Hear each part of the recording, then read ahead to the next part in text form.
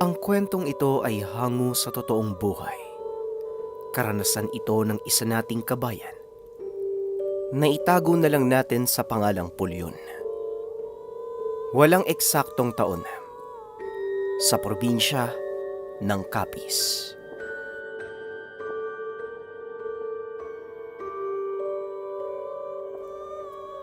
Naganap ang pangyayaring ito, kasagsagan ng gera kontra sa mga rebelde sa kabundukan.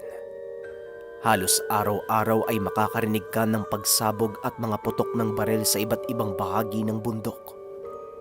Isa si Pulyon at ang kanyang pamilya na naging biktima sa gerang ito. Isang hapon habang nag-aani sila ng kape, bigla na lang silang nakarinig ng malakas na pagsabog sa gawing ibaba ng burol kung saan nakatanim ang kanilang mga kape. Magkakasama silang mag-anak ng panahong iyon. Kaagad silang tinipon ng kanilang amang si Mang Dado dahil alam niya na may sago pa ang nagaganap. Kaagad silang tumakbo papunta sa itaas ng burol at nagtago sa mga puno. Sa kasamaang palad, may naghagis ng granada sa lugar kung saan sila nagtatago na naging dahilan ng pagkamatay ng mga magulang at dalawang kapatid ni Pulyon. Maging si Pulyon ay hindi nakaligtas. Tinamaan siya ng mga peraso ng granada sa kanyang muka na naging sanhi naman ng kanyang pagkabulag. Maswerte lang siya dahil natabunan siya ng bangkay ng kanyang ina. Inakalan ng mga rebelde na patay na ang mga ito kaya hinayaan na lang. Sa kabila ng pagkabulag, sinikap ni Pulyon na makaalis sa lugar. Marahan niyang kinapa ang paligid upang makalabas sa kagubatan hanggang sa nahulog siya sa bangin at muling nawalan ng malay. Pagbalik ng kanyang ulirat, nakarinig siya ng boses ng matanda. Naramdaman niya din na pinupunasan siya nito. Merong inilagay ang matanda sa kanyang sugat at sa loob lamang ng ilang araw ay tuluyan ng gumaling ang mga sugat ni Pulyon. Kaso nga lang, hindi na bumalik ang kanyang paningin. Iho, kumain ka kahit papano para bumalik naman ang lakas mo. Wika ng matanda at nagpakilala ito bilang Tatay Luis. Ano pa pong silbi ng pagbalik ng lakas ko kung wala naman po yung paningin ko? Kinuha ng mga taong yun yung buhay ng pamilya ko. Sana namatay na lang din ako eh. Wika ni Pulyon. Ramdam ng matanda ang matinding kalungkutan sa boses nito. Kaya ginawa niya ang lahat upang kumalma si Pulyon. Ngunit ang hindi alam ng binata, isang malakas na manggagamot itong si Mang Luis. Alam kong masakit ang nangyari sa'yo. Ngayon tatanungin kita, ano bang gusto mong gawin? Tanong ng matanda. Wala namang pagdadalawang isip na sumagot si Pulyon. Gusto ko pong pagbayarin yung pumatay sa mga magulang ko. Gusto ko po silang mamatay din. Tugon ni Pulyon.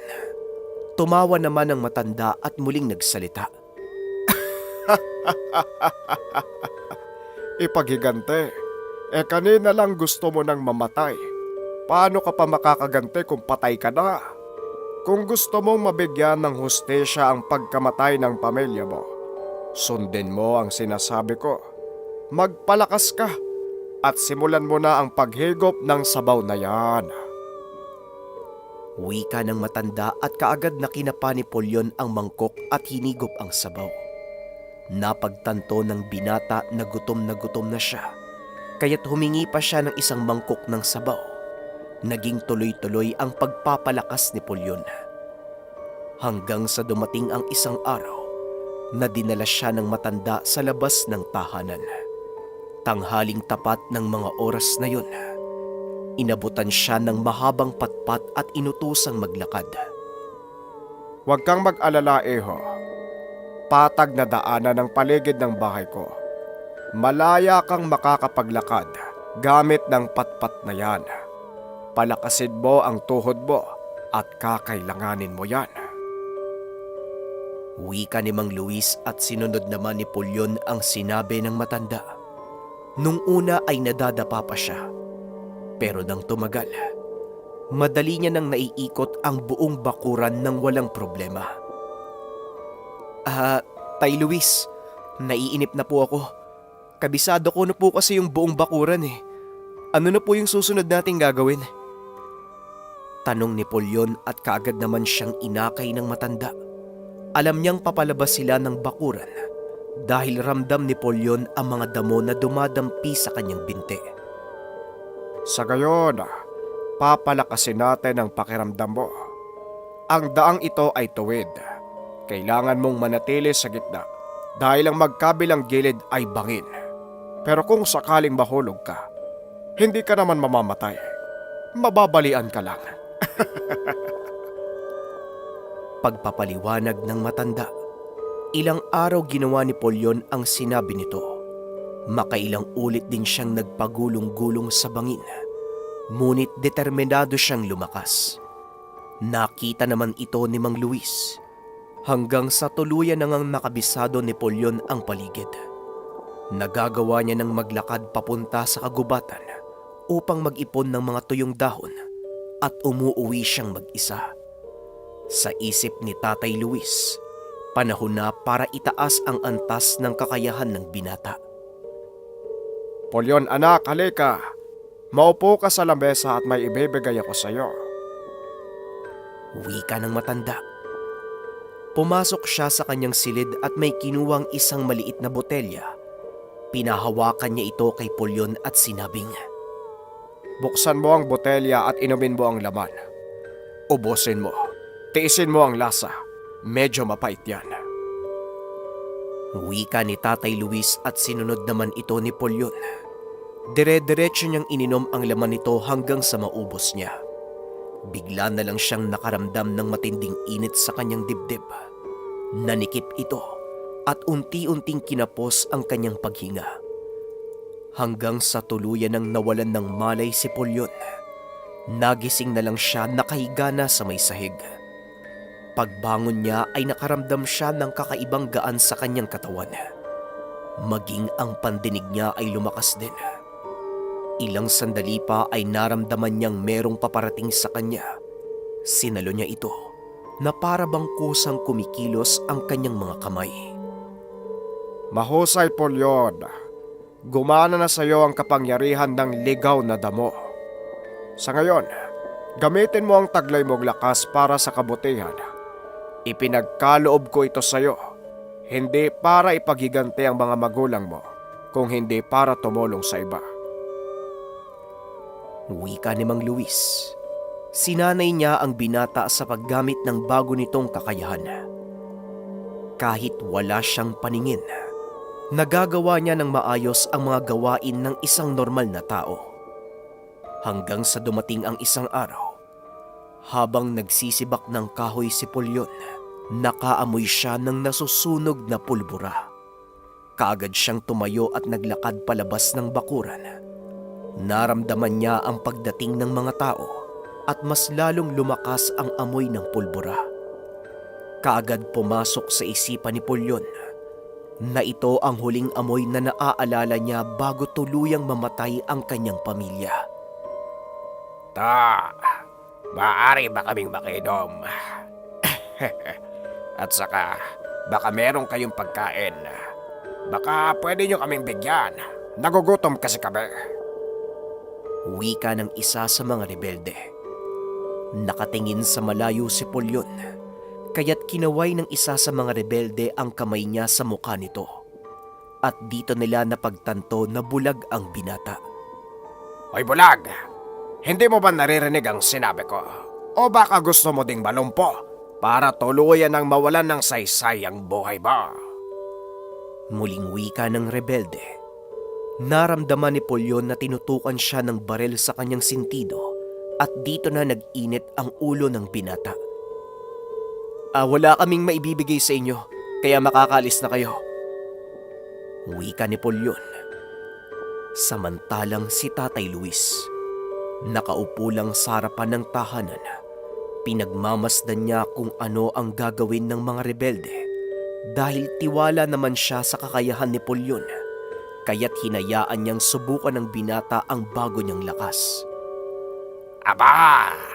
Loko-loko to ah!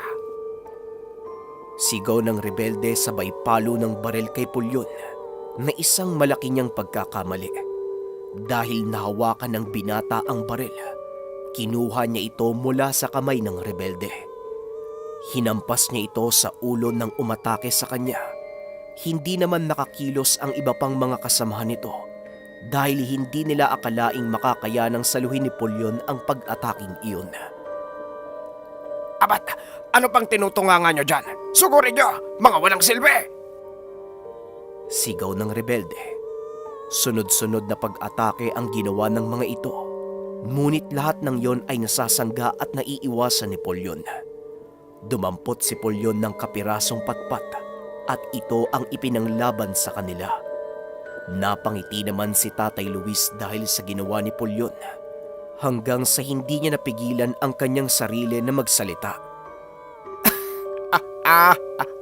Kung ako sa inyo, mag-umpisa na kayong maglakad dahil siguradong pagsisisihan nyo ang ginawa nyo. Nagkamali kayo ng binangga. Wika ni Tatay Luis at hindi naman siya pinansin ng mga rebelde. Sa halip ay nagpatuloy sila sa pagtaga kay Pulyon. Ngunit hindi naman ito tumatama hanggang ang isa sa kanila ay bumunot ng baril at tinutok kay Pulyon. Hoy bulag, tumigil ka kung ayaw mong sumabog ang bungo mo. Wika nito. Ngunit naglakad papalapit sa kanya si Pulyon habang hinahamon siya na iputok ang hawak na baril. Kaso nga lang, kahit anong gawin niyang pagkasa at pagkalabit ay hindi niya magawang iputok ang hawak na sandata. Hanggang sa nahawakan siya ni Pulyon at binali ang kanyang kamay. Napasigaw ng malakas ang rebelde at mula naman sa likuran ni Pulyon, isa pa ang umatake sa kanya at bumuelo ng pagtaga. Umiwas si Pulyon, kaya't ang kasamahan niyang rebelde ang tinamaan ng taga sa ulo. Kinuha ni Pulyon ang itak mula sa rebelde. Tinagpas ang ulo nito hanggang sa napatay niya ang tatlo. Iisa na lang ang naiwang buhay. Iparating niyo to sa pinuno niyo. Nabilang na ang araw ng paghahari-harian niya sa lugar na to. Tandaan mo, tutugisin ko kayo at pagbabayaran niyo ang lahat ng ginawa niyo sa mga tao sa bayang ito. Wika ni Pulyon at dali-dali namang tumakbo ang natitirang rebelde. At simula ng araw na yun, naging tampulan ng gulo si Pulyon. Madalas may mga taong umaaligid sa kanilang tahanan, ngunit kaagad naman itong napipigilan ni Pulyon. Hanggang sa dumating ang isang araw, nagpasya si Pulyon na lumayo sa matanda para na din sa kaligtasan nito. Tatay Luis, mas mabuti po siguro na lumayo ako sa inyo. Napapahamak lang po kayo kapag nandito ako eh. Hindi po titigil yung mga rebelde sa pagtugi sa akin eh. Wika ni Pulyon, ngunit labag ito sa kalooban ng matanda. Ngunit nagpumilit si Pulyon, kaya't wala ding nagawa si Tatay Luis kung hindi ang sumang-ayon. Ay sige kung yan ang gusto mo. Pero hindi ka aalis nang hindi mo dala ang bastong ito. Wika ng matanda sabay abot ng baston kay Pulyon. Hinawakan ito ng binata. Naramdaman niya na tila kumalog ang baston, kaya't binunot niya ito.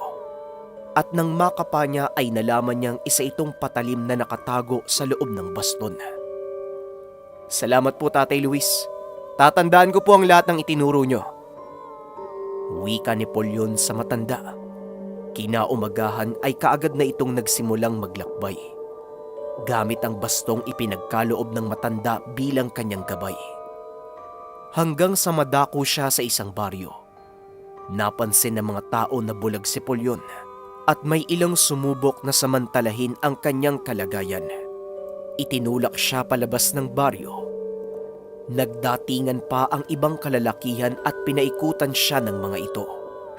Hinawakan ni Pulyon ng mahigpit ang kanyang baston na naging hudyat para sa mga kalalakihan na sugurin siya. Binunot niya ang patalim sa loob ng baston at winasiwas. Tinamaan ang isa sa mga sumugod sa kanya hanggang sa biglang huminto ang mga kalalakihan. Sabay-sabay silang sumugod kay Polyon na siyang pinakamalaki nilang pagkakamali. Nang maramdaman ni Polyon na papalapit ang mga kalaban, iwinasiwas niya ang kanyang patalim. Sa sobrang bilis ng kanyang pagkilos ay hindi na nagawa pa ng mga kalalakihan na sanggain ang pag-atake niya. Tumahimik ang buong paligid. Nakiramdam si Polyon habang nakayuko. Inilapat niya ang kanyang kamay sa lupa upang pakiramdaman ang pagkilos nila. Narinig ni Polyon ang pagkasa ng baril. Huminto siya sa pagkilos at ginamit ang kanyang matalas na pang-amoy upang malaman ang kinaroroonan ng may hawak ng baril. Napakalakas ng pandinig ni Polyon. Pinutok ng isa sa mga kalalakihan ang baril. At maniwala man kayo sa hindi, nasangga ito ni Polyon gamit ang kanyang patalim. Kaagad niyang sinugod yung nagpaputok at buong puwersang tinaga. Ipinangsalag ng lalaki ang baril na hawak, ngunit laking gulat niya nang mahati ito sa dalawa. Nanlaki ang mga mata nila dahil sa mga nasaksihan. Halos hindi na sila makakilos sa kinakatayuan. Dahil kaunting kaluskos lang ang marinig ni Polyon ay siguradong tutumba. Suko na kami! Pakiusap, hindi kami lalaban! Hindi na kami lalaban! Wika nito habang inilalapag ang hawak na sandata. Kaagad namang isinilid ni Polyon ang kanyang patalim at naupo sa isang lamesa. Nilapitan siya ng isa sa mga kalalakihan dahil namangha ito sa taglay na kakayahan ni Polyon. Pinatumba niya ang 8 tao na walang kahirap-hirap at ang pinakamalala, bulag pa si Polyon. Kaibigan, maaari bang makiupo sa lamesa mo? Ipagpaumanin mo ang ginawa namin kanina. Siya nga pala, ako si Doro. Maaari ko bang malaman kung anong sadya mo sa baryo namin? Wika ni Doro. Hindi naman nagsalita si Polyon. Sa halip ay nagpatuloy lang siya sa paghigop ng kanyang kape. Maya-maya pa, nakaamoy na naman si Polyon ng pulbura. Kaya't napatanong siya kay Doro kung meron ba siyang dalang baril. Sumagot naman ito na hindi siya ang may dala, kung hindi yung mga taong nakatayo sa likuran ni Polyon. Balita ko, pinagtataga mo daw yung mga tauhan ko. Sino ka at saan ka nagmula? Wika ng lalaki na nasa likuran ni Polyon. Nakilala niya ang boses nito. Ito yung taong narinig niyang magsalita at nagbigay ng utos na tignan kung may buhay pa sa kanyang pamilya. Hindi na nagpaligoy-ligoy pa si Polyon. Kaagad siyang tumayo ng lamesa at itinulak ang lalaking yun gamit ng kanyang baston. Ikaw yung pumatay sa mga magulang ko. Magbabayad ka sa akin. Wika ni Polyon, ngunit tinawanan lang siya ng lalaki. Nagbibiro ka ba? Ikaw na bulag at walang silbi ang papatay sa isang katulad ko. Hindi mo ba ako kilala? Ako si Castor, commander ng mga rebelde. Wika ni Castor. Tinanggal ni Polyon ang kanyang balabal. Nanlaki ang mga mata ni Castor dahil nakilala niya si Polyon. Ikaw yung binatang kasama ng pamilyang pinatay namin sa taniman ng kape. Walang iya. Tignan mo nga naman, nakaligtas ka pala? Pangungot siya ni Castor, na lalong nagpasidhi ng galit ni Polyon. Kaagad niya itong sinugod at mabilis naman siyang nailagan ni Castor. Sinenyasan niya ang mga kasamahan na paulanan ito ng bala. Kaagad namang sumunod ang mga ito. Sunod-sunod na putok ng baril ang umalingaw-ngaw. Ang buong akala nila ay patay na si Polyon. Ibinaba nila ang kanilang mga baril. At paghupa ng alikabok, laking gulat nila dahil nakatayo pa rin ang binata at kahit isang sugat ay wala siya. Hindi makapaniwala si Castor sa nakita niya, lalo na nang magsimulang kumilos si Polyon. parang mga puno ng saging na pinaghiwa ang katawan ng mga kalalakihan hanggang sa naubos niya ang mga kasamahan ni Castor.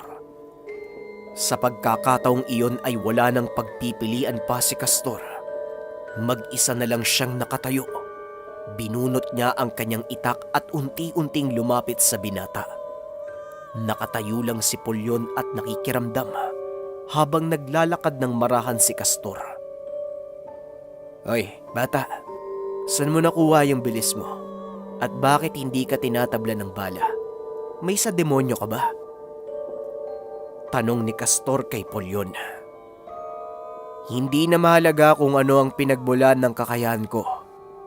Ang mahalaga, nasa harapan ko ang taong pumatay sa mga magulang ko at kapatid ko. At sisiguraduhin ko na mabibigyan ko ng karapat-dapat na hustisya ang buhay nila." Wika ni Polyon at kaagad na sinugod si Castor. Hindi ito nakapaghanda, kaya't tumilapon siya ng malakas sa pag-atake ng binata. Marahan siyang tumayo at sinugod niya din si Polyon. Sinalubong siya ng binata at nang magdikit ang kanilang mga sandata, naputol ang itak ni Castor, dahilan para magtuloy ang patalim ni Polyon sa kanyang ulo. Napaluhod si Castor at hindi na nakakilos. Hinila ng binata ang kanyang patalim at tuluyang nabiyak ang ulo ng kalaban. Nanginginig ang katawan ni Polyon dahil sa ligayang nararamdaman. Sa wakas ay naihain niya ang hustisya para sa pagkamatay ng kanyang kaanak. Lumipas ang ilang taon. Nagpatuloy sa paglalakbay si Polyon. Madalas itong makikitang nakaupo sa tabi ng bangketa sa palengke ng bayan ng Dumalag. Paminsan ay inaabutan siya ng pagkain ng mga tao. Kilala siya bilang Polyong Bulag. Pero walang nakakaalam ng kanyang totoong kwento, na siya ang umubos sa mga rebelde na umaalipusta sa kanilang bayan.